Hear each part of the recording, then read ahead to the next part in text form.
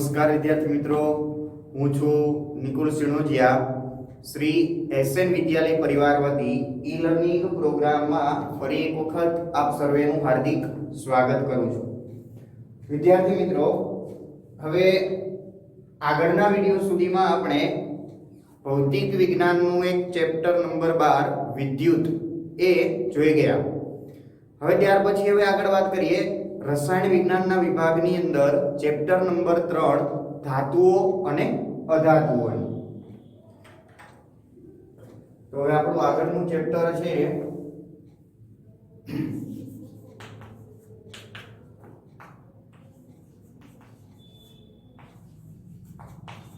ધાતુઓ અને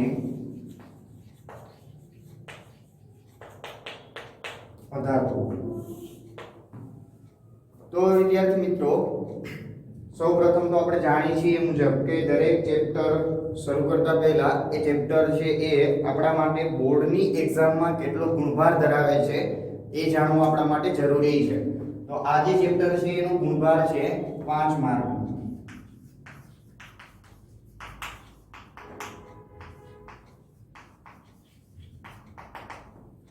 જેમાંથી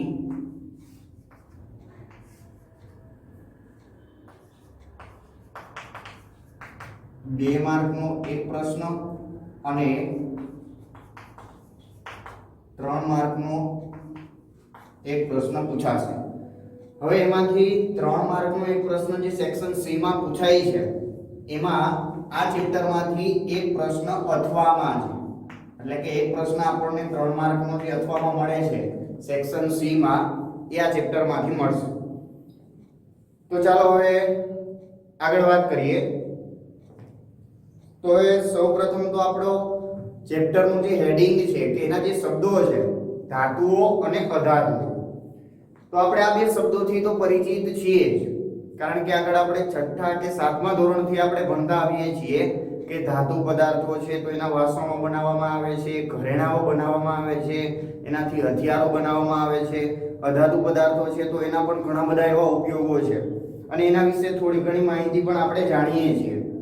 તો હવે આપણે આ ચેપ્ટરની અંદર ધાતુઓ અને અધાતુઓ વિશેની સંપૂર્ણ માહિતી મેળવવાની છે કે ખરેખર એ ધાતુ અને અધાતુ ખરેખર કેવા કેવા ગુણધર્મો ધરાવે છે, એ ગુણધર્મોને આધારે એનો ઉપયોગ આપણે કઈ કઈ જગ્યાએ કરીએ છીએ, બરાબર છે.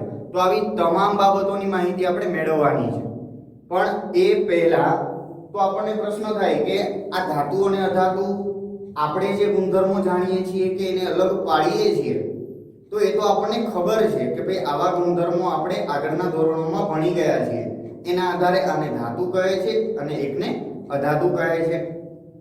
પરંતુ એ પહેલાના સમયગાળાની જો વાત કરીએ કે જ્યારે આદિમાનવો હતા તો ત્યારે એ આપણે જાણીએ છીએ, આપણે સામાજિક વિજ્ઞાનમાં ભણી ગયા છીએ કે એ લોકો પથ્થરના ઉપયોગથી હથિયાર બનાવતા હતા. ત્યાર પછી જેમ જેમ માનવ ઉદ્વિકાસ થતો ગયો તેમ તેમ આ ધાતુઓ અને અધાતુઓની શોધ થઈ છે એવું આપણે જાણીએ છીએ. તો હવે આપણે ત્યારથી જ શરૂઆત કરવી છે એક નાનકડી એવી ઝલક મેળવીને. તો હવે સૌ પહેલા પ્રાચીન સમયની અંદર ગ્રીક તત્વજ્ઞાનીઓ જે હતા, એટલે કે આદિમાનવો બાદ જેમ ઉદ્વિકાસ થતો ગયો તેમ ગ્રીક તત્વજ્ઞાનીઓ જે છે એ આ જ બાબતની શોધખોળ કરવા લાગે છે કે ખરેખર હકીકતમાં આ બધી જે ચીજ વસ્તુઓ છે આપણી આજુબાજુમાં, તમામ જે આપણને જોવા મળતા વૃક્ષો છે, ફૂલછોડ છે, આપણી આજુબાજુમાં જોવા મળતા માણસો છે, આ તમામ પૃથ્વી પરની તમામ ચીજ વસ્તુ, એક પથ્થરથી માંડી અને એક મનુષ્ય કે સજીવ કે નિર્જીવ તમામ, તો એ તમામ પદાર્થો ખરેખર શેના બનેલા છે એવું એ વૈજ્ઞાનિકોએ એ સમયગાળામાં એમને સાબિત કરેલું છે, માહિતી મેળવેલી છે. તો એમને એવું સાબિત કરેલું કે પૃથ્વી પરની તમામ ચીજ વસ્તુઓ, એટલે કે એની અંદર સજીવ નિર્જીવ તમામ પ્રકારના પદાર્થોનો પણ સમાવેશ થઈ જાય છે. તો એ તમામ મૂળભૂત પાયાના 5 પદાર્થોમાંથી બનેલો છે એવું એમને લખેલું છે એવું એમને સાબિત કરેલું છે. તો એ કયા 5 પદાર્થો છે આપણે જાણીએ છીએ. હવા, પાણી, જમીન, આકાશ અને અગ્નિ. તો આ જે મૂળભૂત 5 પદાર્થો છે અને આ જ 5 પદાર્થોનો ઉલ્લેખ આપણા મહાપુરાણોમાં કે ગ્રંથોમાં પણ કરવામાં આવેલો છે.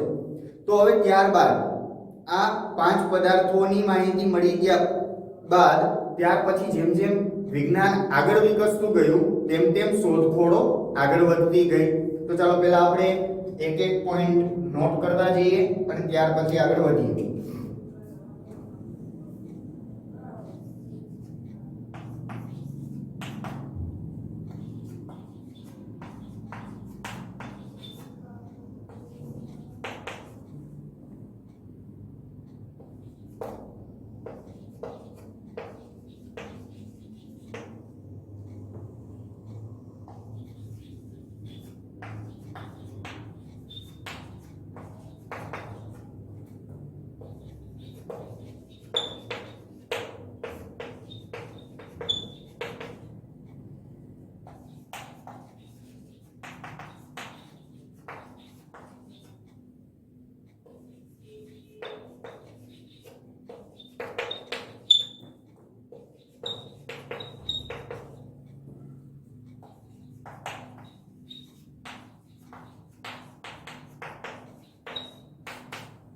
તો આવી જે બાબત છે એ ગ્રીક તત્વજ્ઞાનીઓ દ્વારા જણાવવામાં આવેલી છે અને એ કયા 5 પદાર્થો છે તો એક હવા, પાણી, અગ્નિ, આકાશ અને જમીન. તો હવે આ પહેલાના સમયગાળાની વાત છે. એ સમય દરમિયાન જેટલી માહિતી મળવાપાત્ર હતી એ પરથી આવું સાબિત થયેલું છે. હવે જેમ જેમ સમયગાળો આગળ વધતો જાય છે તેમ તેમ વિજ્ઞાનમાં પણ વિજ્ઞાન અને ટેકનોલોજી ની બાબતમાં પણ આગળ આપણે પ્રગતિ કરતા ગયા છીએ એ આપણે જાણીએ છીએ. તો ત્યાર પછીના સમયગાળા બાદ એવી માહિતી મળે છે કે વિશ્વના તમામ પદાર્થો, પૃથ્વી પરની દરેકે દરેક ચીજ વસ્તુઓ મૂળભૂત કંઈક પાયાના પદાર્થોની બનેલી છે અને જેને તત્વ તરીકે ઓળખવામાં આવે છે. તો હવે તત્વ વિશે તો આપણે જાણીએ છીએ, બરાબર. તો હવે ત્યાર પછી એ તત્વ પરથી જ એવું વિચારવામાં આવ્યું તો કે આવા કેટલા એવા તત્વો છે કે જેમાંથી આ બધા પદાર્થોનું નિર્માણ થયેલું છે. તો ધીમે ધીમે જેમ જેમ આગળ વધતા ગયા તેમ તેમ માહિતી મળે છે કે આવા કુલ 118 જેટલા તત્વો છે કે જેમાંથી આ પૃથ્વી જ નહીં પરંતુ બ્રહ્માંડની દરેકે દરેક ચીજ વસ્તુઓનું નિર્માણ થયેલું છે, બરાબર. તો ત્યાર પછીના સમયગાળામાં મળતી માહિતી શું હતી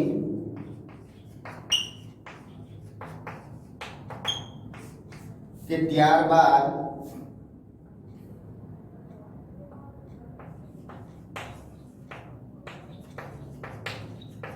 દરેક પદાર્થો આ 118 તત્વોમાંથી નિર્માણ પામેલા છે. તો હવે કદાચ તમે વિદ્યાર્થી મિત્રો આગળ કદાચ ક્યાંક સાંભળેલું હોય કે ભણી ગયા હોય તો મેન્ડેલિફનું આવર્ત કોષ્ટક આવો શબ્દ કદાચ તમે સાંભળેલો હોય. તો એ જે આવર્ત કોષ્ટક છે એ મેન્ડેલિફે તૈયાર કરેલું છે અને એની અંદર આ 118 તત્વોનો સમાવેશ એની યોગ્યતા પ્રમાણે કરવામાં આવેલો છે, જે આપણે આગળ ચોથા ચેપ્ટરની અંદર વિગતવાર અભ્યાસ કરીશું. તો હવે અહીંયા સુધી આપણને ખબર પડે છે ચાલો કે પહેલા 5 મૂળભૂત તત્વોની વાત હતી, ત્યારબાદ આ પાંચ પદાર્થો કે 5 માંથી તમામ પદાર્થોનું નિર્માણ થયું છે, ત્યારબાદ તત્વોની શોધ થઈ અને એમાંથી 118 જેટલા તત્વો છે એની માહિતી મળે છે. પરંતુ એ સમય દરમિયાન પણ આ 118 તત્વો શોધાયા નહોતા. જેમ જેમ ધીમે સમય જતો જાય છે તેમ તેમ આ તત્વો છે એ શોધાતા જાય છે અને અત્યારે હાલમાં આપણી પાસે આ 118 તત્વોની માહિતી છે. તો હવે પ્રશ્ન એ થાય કે આ 118 તત્વો છે, હવે એનું વર્ગીકરણ કઈ રીતે કરવામાં આવે? તો હવે જો કોઈ પણ પદાર્થોનું આપણે વર્ગીકરણ કરવું હોય તો એના માટેનો એક સૌથી સરળ રસ્તો છે કે એના ગુણધર્મોને આધારે આપણે એને જો જુદા પાડીએ તો એનું વર્ગીકરણ છે એકદમ સરળ બને છે. તો બિલકુલ એ જ વસ્તુ આ 118 તત્વોમાં થાય છે. હા, 118 તત્વો છે એક સમાન નથી, દરેકે દરેક જુદા જુદા ગુણધર્મો ધરાવે છે અને એના આધારે જ એ તત્વોને 3 ભાગમાં વિભાજિત કરવામાં આવેલા છે. તો હવે એ કયા 3 ભાગ છે એની આપણે ચર્ચા કરીએ.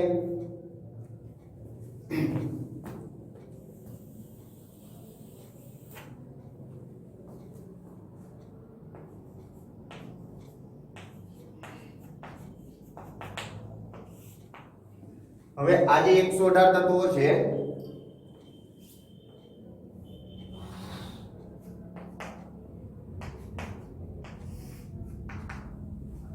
તેને 3 ભાગમાં, એટલે કે તેના ગુણધર્મોને આધારે, ભૌતિક ગુણધર્મો, રાસાયણિક ગુણધર્મો, બંધારણીય ગુણધર્મો, આવા ગુણધર્મોને આધારે તેને 3 ભાગમાં વિભાજિત કરવામાં આવેલા છે. એક ધાતુ તત્વો, અધાતુ તત્વો અને અર્ધધાતુ તત્વો. તો હવે એમાં પહેલો ભાગ આપણે અહીંયા લખીએ, ધાતુ તત્વો,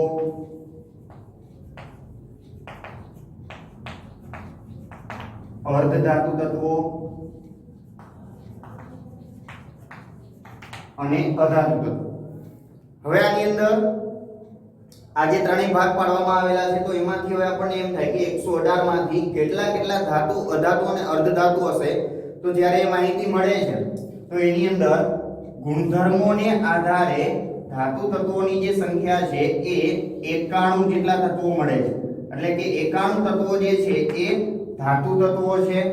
ત્યારબાદ અર્ધધાતુ તત્વોની સંખ્યા ઓછી છે, એટલે કે 7. 118 માંથી 7 જેટલા જે તત્વો છે એ અર્ધધાતુ તત્વો છે અને બાકીના 20 જેટલા જે તત્વો છે એ અધાતુ તત્વો છે. તો હવે અહીંયા આપણે આ ચેપ્ટરની અંદર જે વાત કરવાની છે, હવે એનું જે મેઇન મથાળું કે જે શરૂઆત છે એની ટૂંકી માહિતી આપણને અહીંયા સુધીમાં ખબર પડે છે. તો હવે આપણો જે મેઇન હેડિંગ છે કે ધાતુઓ અને અધાતુઓ. તો આપણે આ ચેપ્ટરની અંદર ધાતુઓ અને અધાતુ તત્વોની વાત કરવાની છે. તો હવે આપણા મગજમાં એક ગ્રાફ તૈયાર થાય છે કે જેના આધારે આપણને ખબર પડે કે ભાઈ કુલ 118 તત્વો છે, એમાંથી 91 તત્વો જે છે એ ધાતુ તત્વો છે અને 20 જેટલા છે એ અધાતુ તત્વો છે. તો હવે આપણે એ તત્વોની વિગતવાર માહિતી મેળવવી છે. તો હવે એ પહેલા આપણે ધાતુ તત્વો અને અર્ધધાતુ અને અધાતુ તત્વો માટે આગળના ધોરણોની અંદર એના બંધારણીય ગુણધર્મો, એક બે એવા ગુણધર્મો જાણી ગયા છીએ કે કયા તત્વોને ધાતુ તત્વ કહેવાય, કયા તત્વોને અધાતુ તત્વ કહેવાય. તો એનો બંધારણીય ગુણધર્મ મતલબ કે એની ઇલેક્ટ્રોન રચના પરથી, એની કક્ષામાં ગોઠવાયેલા જે ઇલેક્ટ્રોન છે એના પરથી આપણે એને ધાતુ, અધાતુ અને અર્ધધાતુ કહીએ છીએ. બરાબર છે? તો ચાલો એની પણ આપણે અહીંયા નોંધ કરી લઈએ કે આપણે જાણીએ છીએ એ મુજબ જ કે જે તત્વની બાહ્યતમ કક્ષામાં 1, 2 કે 3 ઇલેક્ટ્રોન હોય તેને આપણે શું કહીએ છીએ? ધાતુ તત્વો. જો 5, 6 કે 7 ઇલેક્ટ્રોન હોય તો અધાતુ તત્વો અને જો 4 હોય તો અર્ધધાતુ તત્વો. એટલે આપણે અહીંયા ટૂંકમાં લખવું હોય તો લખી શકાય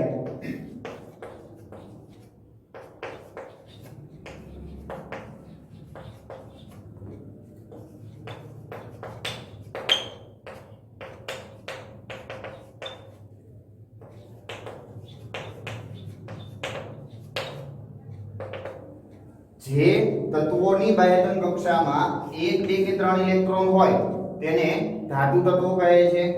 આવી જ રીતે જે તત્વોની બાહ્યતમ કક્ષામાં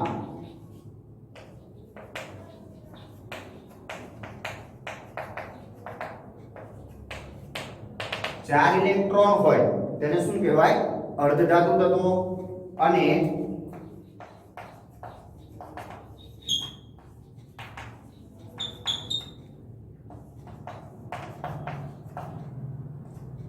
બાહ્યતમ કક્ષામાં 5, 6 કે 7 ઇલેક્ટ્રોન હોય તેને અધાતુ તત્વો કહે છે.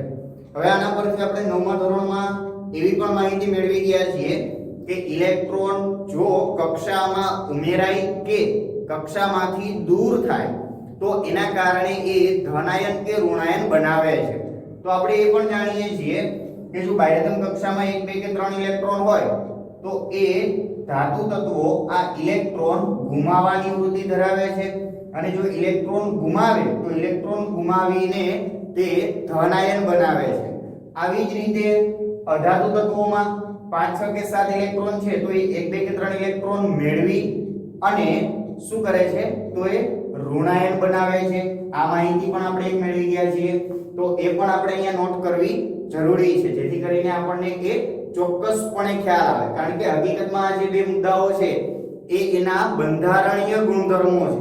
કારણ કે ધાતુ અને અધાતુનું બંધારણ જે રીતે થયેલું છે એના આધારે આપણે એને એ તત્વની જો ઇલેક્ટ્રોન રચના જાણતા હોઈએ તો એના પરથી પણ કહી દઈએ કે એ ધાતુ છે કે અધાતુ.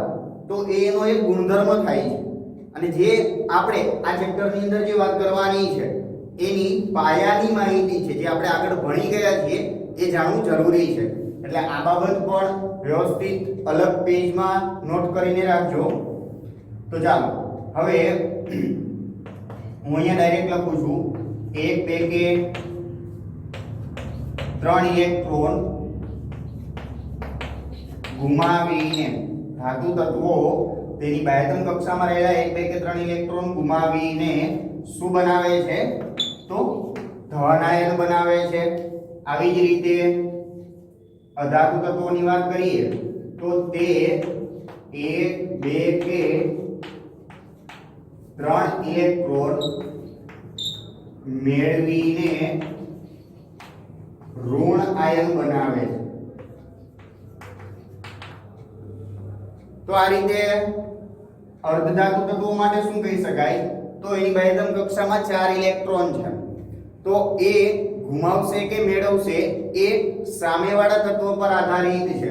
એટલે હાલ પૂરતું આપણે અત્યારે એને ઉભય ગુણધર્મી કહેવું હોય તો પણ કહી શકાય. બરાબર. તો અહીંયા સુધીની આ માહિતી હતી જે આપણે આગળના ધોરણમાં ભણી ગયા છીએ કે આપણા આ ચેપ્ટરની પ્રસ્તાવના કેવી હોય તો પણ કહી શકાય.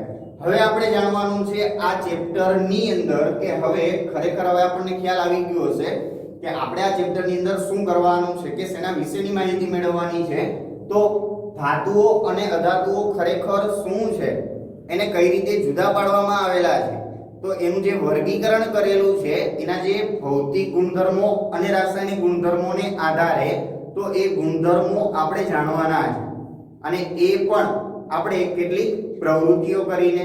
તો ચાલો આપણે પહેલા ધાતુથી જ શરૂઆત કરીએ કે ધાતુના ભૌતિક ગુણધર્મો જોઈએ. તો હવે ભૌતિક ગુણધર્મો માટે આપણને કેટલીક પ્રવૃત્તિઓ આપેલી છે કે દરેકે દરેક પ્રવૃત્તિ પરથી એક એક ગુણધર્મ આપણને મળે છે અને પ્રવૃત્તિ જે છે એકદમ સાવ સિમ્પલ અને સહેલી છે જે આગળ તમે આગળના ધોરણોમાં પ્રયોગો તરીકે જે ઉપયોગ કરી ગયા છો જે પ્રવૃત્તિઓનો એવી જ પ્રવૃત્તિઓ સાવ સાદી અને સિમ્પલ પ્રવૃત્તિઓ આપેલી છે. તો ચાલો જો તમારી પાસે નોટબુક હોય તો નોટબુક સાથે રાખી અને એ પ્રવૃત્તિ છે એ આપણે અહીંયા સમજીએ છીએ એ પ્રવૃત્તિ પરથી આપણને કયો ગુણધર્મ મળે છે એ ગુણધર્મોની આપણે અહીંયા ડાયરેક્ટ નોટ કરતા જઈએ.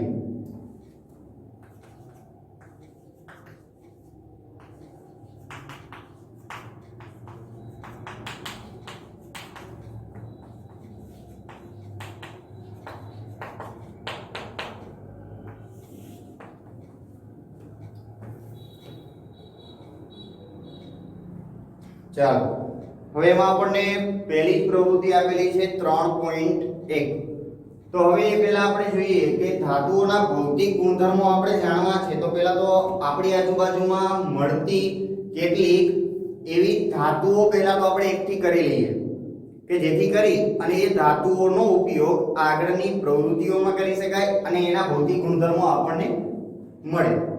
તો હવે એવી આપણી આજુબાજુમાં મળી રહેતી હોય એવી કેટલીક ધાતુઓ લઈએ. તો પહેલી છે લોખંડ, તાંબુ, એલ્યુમિનિયમ, મેગ્નેશિયમ, બરાબર છે, સોડિયમ, આવી બધી ધાતુઓનો ઉપયોગ કરી અને આપણે આગળની પ્રવૃત્તિઓ છે એ કરવાની છે. તો અને એમાં ખાસ કરીને એ ધાતુને બીજા કયા નામે ઓળખાય છે કાઉન્સમાં આપેલું છે એ પણ ખાસ નોટ કરજો અને એની નીચે અંડરલાઈન પણ કરજો, કારણ કે આગળ જઈ અને ક્યારેક મૂંઝવણ ન થાય એટલા માટે, કારણ કે અલગ શબ્દનો ઉપયોગ પણ કરી શકે છે પ્રશ્ન પૂછવામાં. બરાબર, ઓકે. તો ચાલો પહેલા તો આપણને કઈ કઈ ધાતુઓ આપેલી છે? લોખંડ, તાંબુ, એલ્યુમિનિયમ, મેગ્નેશિયમ, સોડિયમ, સીસુ, ઝીંક, આવી વગેરે જેવી જે આપણી આજુબાજુમાં સરળતાથી મળતી હોય તે. તો હવે આ ધાતુઓ લઈને શું કરવાનું છે? તો જોઈએ આગળ પ્રવૃત્તિ 3.1. હવે પહેલી પ્રવૃત્તિ છે આપણી લોખંડ, તાંબુ, એલ્યુમિનિયમ અને મેગ્નેશિયમના નમૂના લો. દરેક નમૂનાના દેખાવની નોંધ કરો. એટલે આપણી આજુબાજુમાંથી જે ટુકડા, સાધન કે કટકો જે કંઈ પણ મળતું હોય એ લઈ અને એના નમૂનાની આપણે ચકાસણી કરવાની છે કે કેવા છે. હવે ત્યારબાદ શું કરવાનું છે? તો કે કાચ પેપર વડે ઘસી અને ફરીથી એને સાફ કરી અને ફરીથી ચકાસણી કરવાની છે કે હવે પહેલા કરતા કઈ ફેરફાર છે કે કેમ.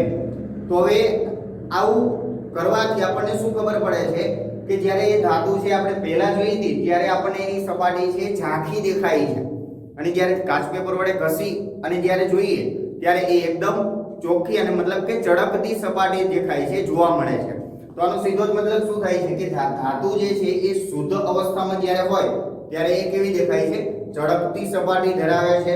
તો બસ આ પહેલી પ્રવૃત્તિ પરથી આપણને પહેલો ગુણધર્મ મળે છે. પહેલી પ્રવૃત્તિ પરથી મળતો પહેલો ગુણધર્મ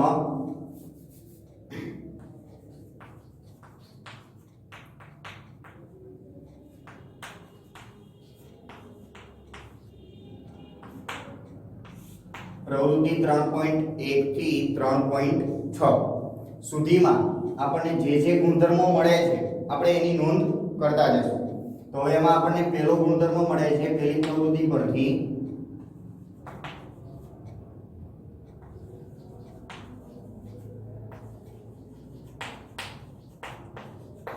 ધાતુઓ શુદ્ધ અવસ્થામાં ચળકાટવાળી સપાટી ધરાવે છે.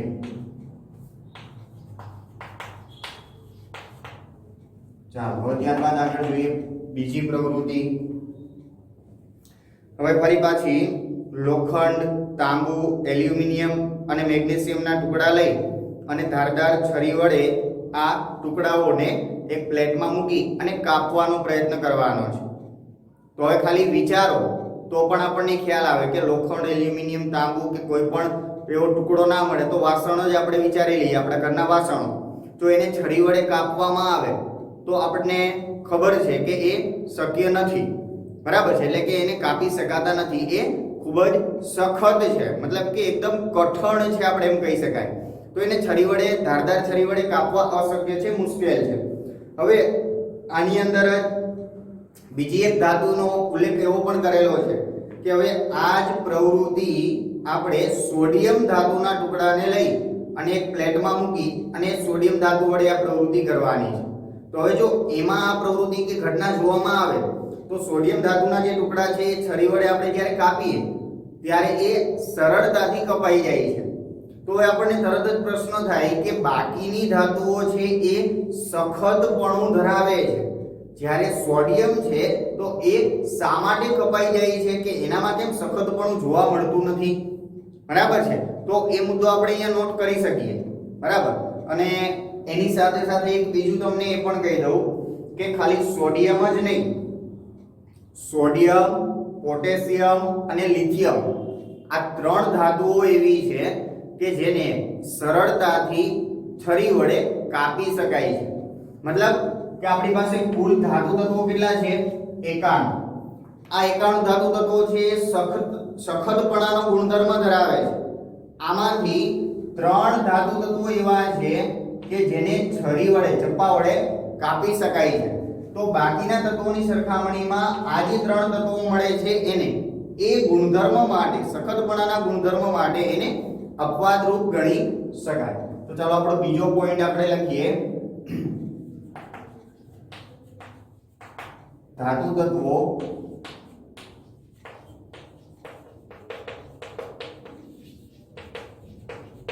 સખતપણાનો ગુણધર્મ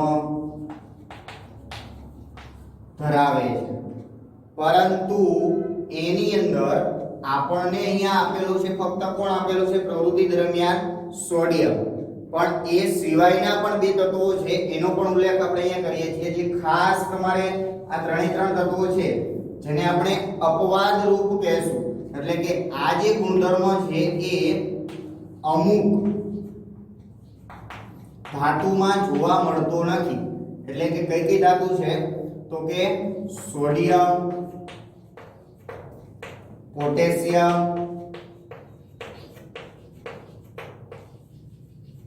અને લિથિયમ.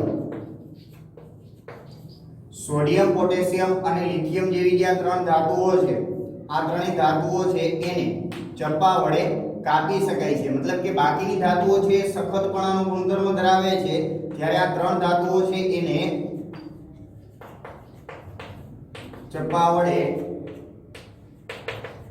કાપી શકાય છે, એટલે કે સખતપણું દર્શાવતી નથી, એટલા માટે એ આ ગુણધર્મો માટે અપવાદરૂપ કહી શકાય.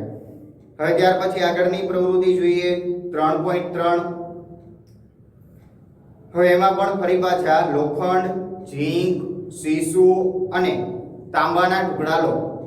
હવે એની અંદર શું કરવાનું છે કે આ ટુકડાને વારાફરતી એક પ્લેટમાં લઈ અને હથોડી વડે તેને ટીપવામાં આવે છે, મતલબ કે હથોડી વડે આપણે એના પર પ્રહાર કરવાનો છે અને પછી આપણે એનું અવલોકન કરવાનું છે કે શું ખરેખર આ જ ધાતુના ટુકડા પહેલા જેવા આકારમાં હતા કે પહેલા જેવા હતા એવા ને એવા જ રહે છે કે એમાં કંઈ ફેરફાર થાય છે. તો સ્વાભાવિક છે, આપણે પણ જાણીએ છીએ કે કોઈ પણ એક ખીલ્લી હોય અથવા તો નાની એવડી કોઈ પણ લોખંડની પટ્ટી હોય કે સળિયો હોય, એને જો આપણે હથોડીના ઘા મારી અને ટીપીએ તો આપણે જાણીએ છીએ કે એ ધીમે ધીમે શું થાય છે કે એ ધારો કે એક દાખલા તરીકે સળિયો છે ને આપણે હથોડીના ઘા વડે ટીપતા જઈએ તો એ ધીમે પાતળા પડમાં ફેરવાતું જાય છે, મતલબ કે એને ટીપી શકાય છે અને એનો આકાર બદલાય છે, જેથી કરી અને આપણે એને એક સળિયામાંથી એક નાની પાતળી પટ્ટી કે પતરા સ્વરૂપમાં ફેરવી શકીએ છીએ. બરાબર, તો આ રીતે એમ કહી શકાય કે ધાતુઓ ટીપાઉપણાનો ગુણધર્મ પણ ધરાવે છે અને એની અંદર સૌથી અગત્યની બાબત એ કે ટીપાઉપણાનો જે ગુણધર્મ છે એ આ બધી ધાતુઓ તો ધરાવે છે, એની અંદર બે ધાતુઓ એવી છે કે જે સૌથી વધુ ને વધુ ટીપી શકાય છે, સૌથી વધુ ને વધુ તેને ટીપી અને તેના ઘરેણા કે તેને ખેંચી શકાય છે કે તેનું પતરું બનાવી શકાય છે વગેરે વગેરે. તો એવા બે તત્વો છે, એક સોનું અને ચાંદી, જે મોટા પ્રમાણમાં ટીપાઉપણાનો ગુણધર્મ ધરાવે છે. એટલે હવે આગળનો ગુણધર્મ છે આપણો ત્રીજો, ધાતુઓ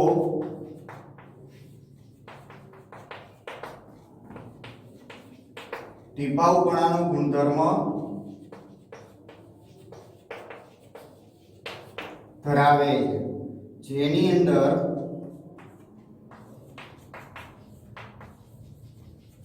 સોનું અને ચાંદી સૌથી વધુ, જેમાં સોનું અને ચાંદી જે છે એ સૌથી વધુમાં વધુ આ ગુણધર્મ ધરાવતા હોય છે.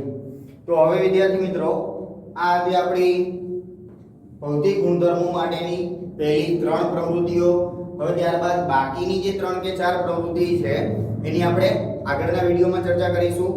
બરાબર, ત્યાં સુધીમાં આ ચેપ્ટરની જે બેઝિક પ્રસ્તાવના કે બેઝિક જે માહિતી છે એને અલગ કાગળમાં અલગ પેજમાં લખી અને વ્યવસ્થિત રીતે તૈયાર કરવી. હવે બાકીના જે ભૌતિક ગુણધર્મો છે એ આપણે આગળના વિડીયોમાં ચર્ચા કરીશું. નમસ્કાર.